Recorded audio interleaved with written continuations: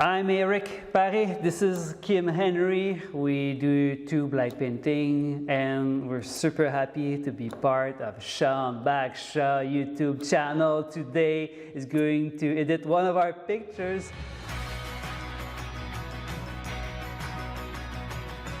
In this video, I'm doing a crossover with my friends Eric Paré and Kim Henry from Montreal, Canada, and I get to develop one of their beautiful light painted images. Now, Eric and Kim play with space and time through light painting and 360-degree stop motion animation. Their work combines Eric's skills in photography and imaging technology with Kim's talents as a professional dancer. Now, anything I could say about what they do would only be a disservice to them, so you just have to go check it out for yourself. I guarantee you'll be blown away. I'll include links to all their stuff down in the description. Their 360-degree animation is way outside my wheelhouse, so for our collaboration, we're focusing on one of their light-painted landscapes, which uses special light tubes that they've invented.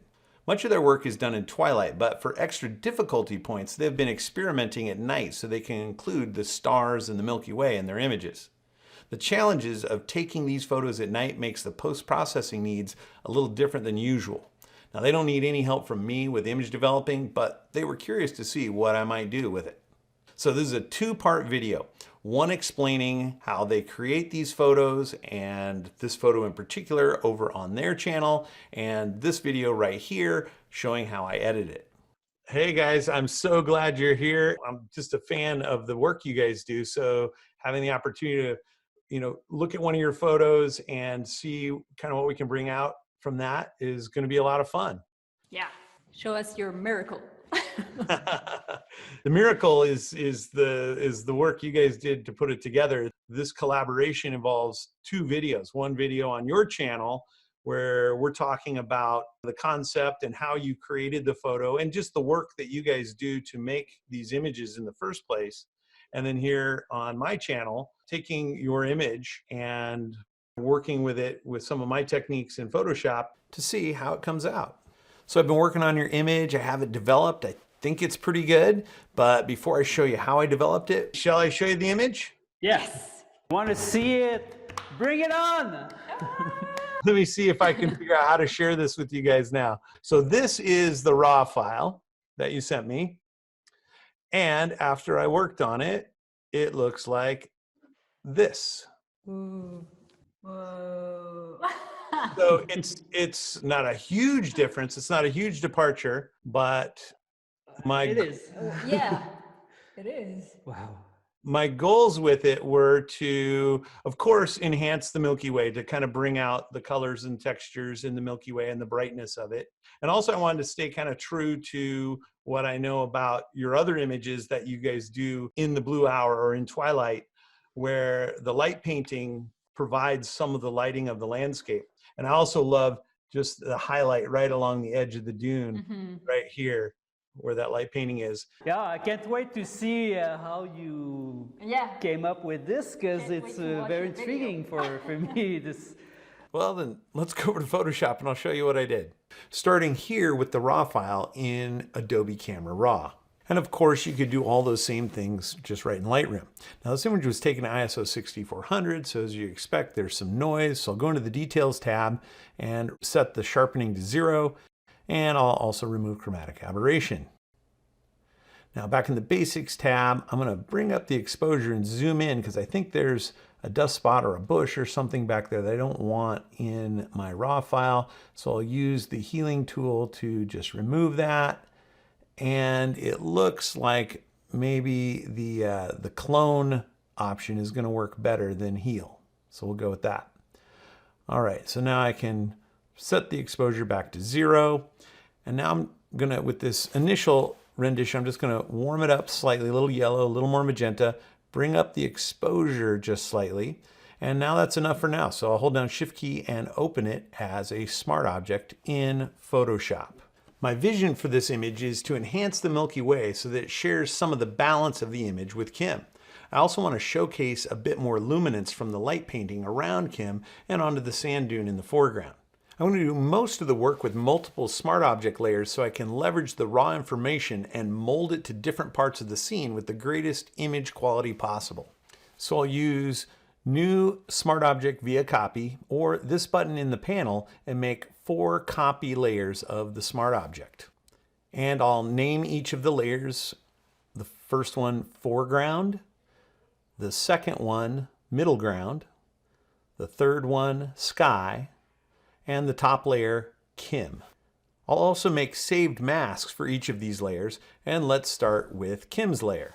I'm going to fast forward through the mask creation since it takes a bit of time and would be quite tedious to watch in real time, but here's the play-by-play.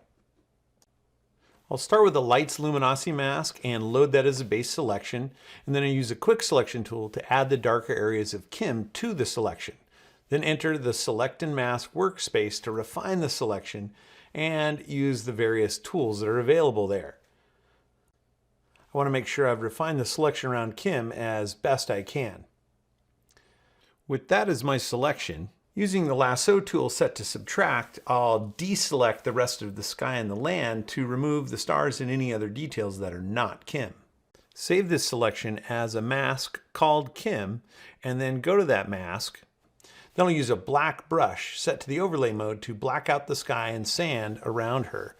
And then set the brush back to normal mode and paint out the remaining stars. There's probably a simpler way to create that mask, but that's just how I did it. Now we'll move on to making a mask for the sky. Using the Quick Select tool, make a selection of the sky, and in the Select and Mask workspace, refine the sky selection. When you've got that selection looking good, save it as a mask called Sky. Then I'll go to the mask in the Channels panel and paint black on any areas that I missed. Then I'll load the Kim mask as a selection and use it to paint black on the Sky mask and remove Kim from it. Next, load the Sky mask as a selection, invert the selection to make it a land selection, and save that as a mask called Land. Now go to the land mask and again load the Kim mask as a selection and paint through this selection to remove her entirely from the land mask as well. Somehow it didn't get recorded, but I made a selection of just the foreground dune and saved it as a mask as well.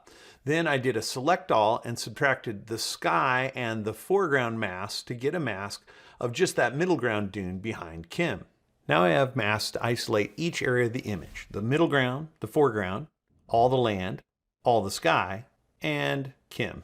With all that set up, I'm ready to begin developing each area of the image. So I'll turn off the top 3 layers, double click on the foreground layer to open it in Camera Raw, and looking at the foreground in the image, I'll bring up the exposure, shadows, and blacks. I'll make the white balance a little more yellow and a little more magenta to warm it up, and lightening the foreground has made the noise more visible. So since it's a dune in the dark, there isn't much detail anyway, so I'll go to the Detail tab and increase the luminance noise reduction and also the color noise reduction a bit. I'll also go to the Calibration tab and bring up the blue and red saturation to enhance what color is there in the sand. Back in the Basic tab, I'll make a few more tweaks to the image highlights and shadows. These can always be fine-tuned later as well. One final nudge to the white balance and then back to Photoshop.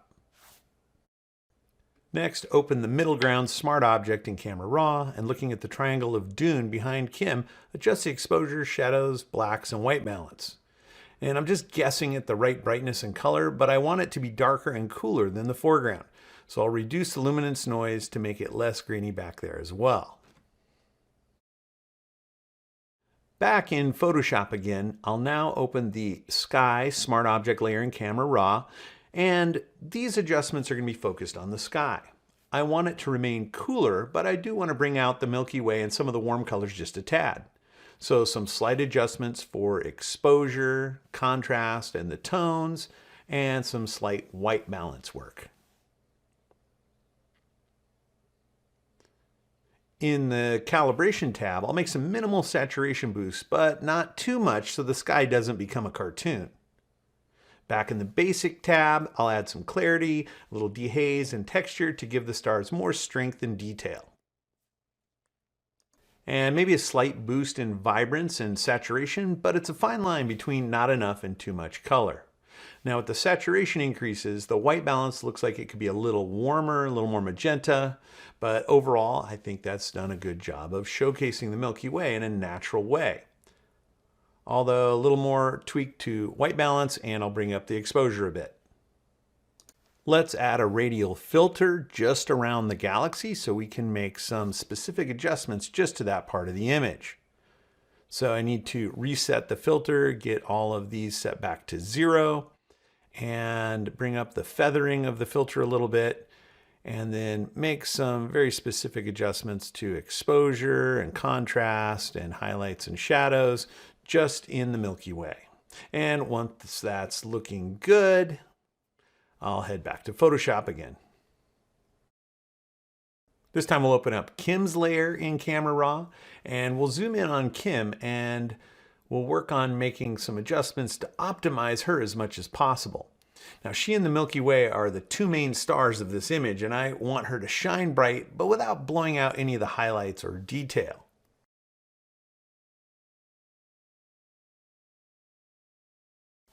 I'll make the light on her slightly warmer to match the warmer colors in the Milky Way, and also the warm light being projected into the sand around her.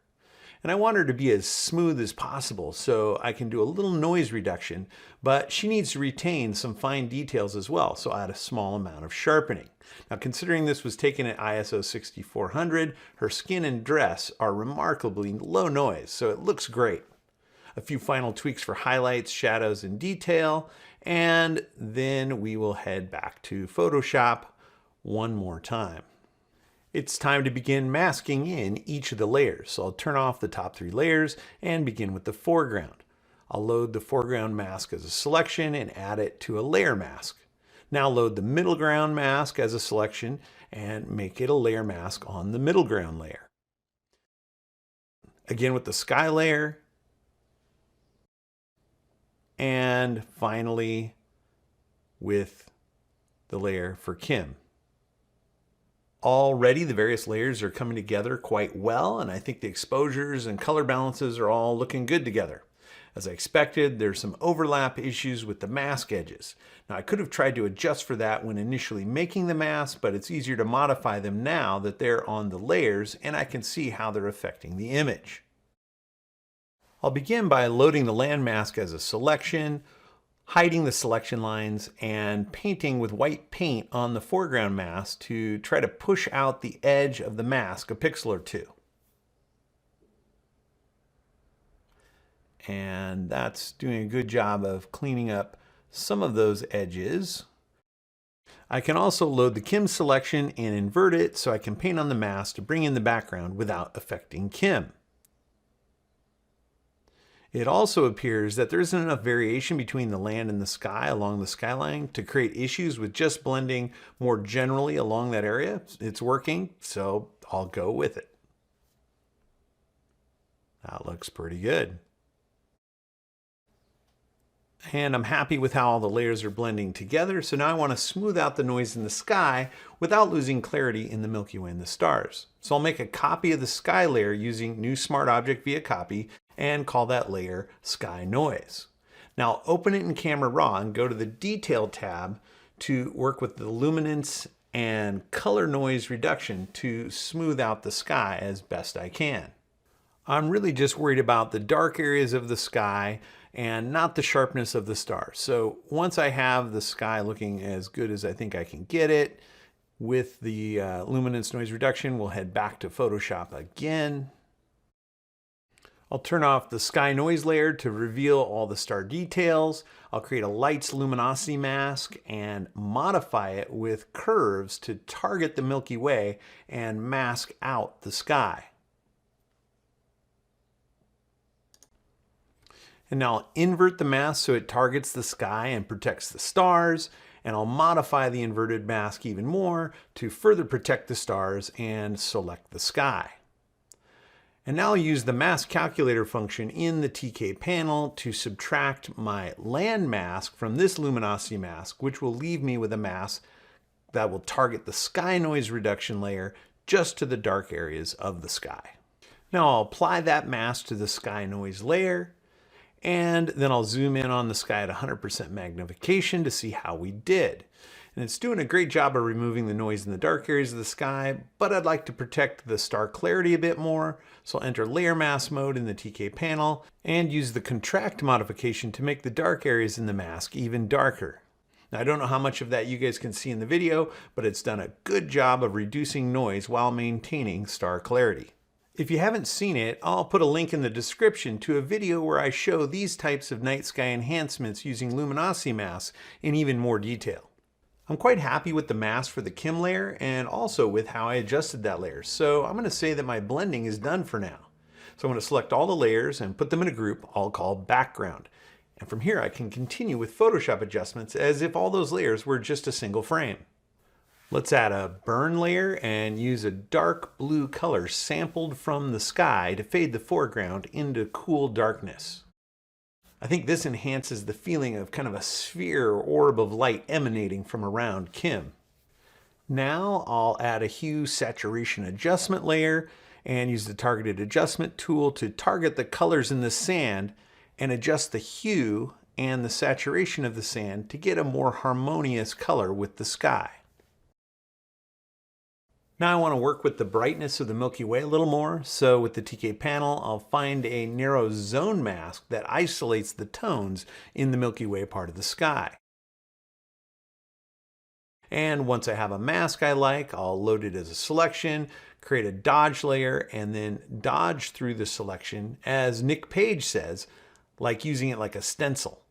That adds a smooth, subtle brightness boost to the Milky Way.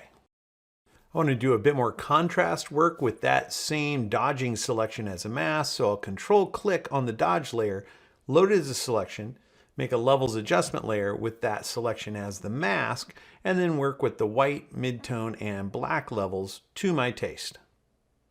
I think I'm getting really close to being finished. The last thing I want to do is make some final color balance adjustments to bring the colors more into harmony. So add a color balance adjustment layer and push everything towards being slightly cooler and more magenta. I'm really liking that. I think it looks great. So I'm going to call it good for now. And I'm going to put all my Photoshop adjustment layers into one group called, you guessed it, adjustments.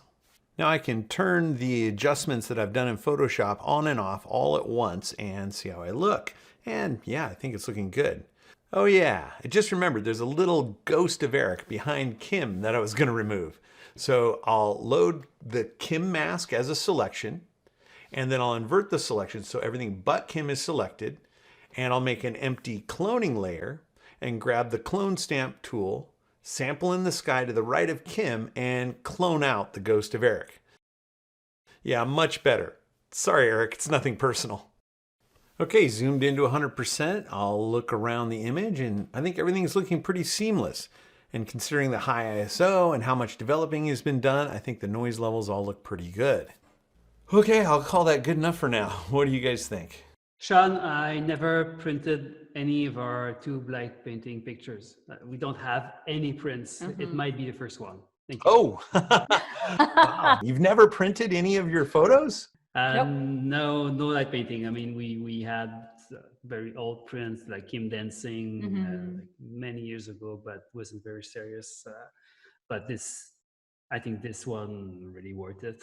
It's great. Oh, good. Well, I'm glad you like it. It's like I said, it's just a beautiful photo, amazing story of getting the photo. Yeah, it's unique. There's a lot of night sky photos out around these days, but nothing like this. Wow, thank you. It's gorgeous. It's amazing. Great. No, this is just perfect. Thanks a lot for that. Really appreciate that you took the time to play with us on this one. And we're going to see you in 13 months, I think. Yeah, that's right. We're talking about Photopills Camp. I know I was looking forward to being able to get together with you guys again in May of 2020, but of course all kinds of events like that around the world just aren't possible right now. So May 2021. Yes. Yep, we'll be there. Awesome. Well, thank you guys for including me in this and allowing me to, like you said, have some fun and play with you guys and get a chance to experience working on an image that I could never actually take myself. So it's a once in a lifetime opportunity for me. Well, next year we're going to do one picture of you inside this circle in Menorca. Okay? Okay. Yeah, Let's be prepared. I don't even want to think what I would look like standing inside a circle of light. Not the same. Oh, that's going to be great. I know. I know. Okay. Thanks, Sean. You Thank guys you are so great. much. Thanks a lot. Thanks to you so much. soon. It's been fun. Bye. Minu. What's the cat doing? She was sleeping, Oh, as always. It's raining here, so. I love that cat. That is the best cat on the planet. She is. She's 10 years old. Can you believe that? And wow. She looks like No. a baby. Yeah. So healthy, so fit. It's all the dancing. Yeah. Yeah.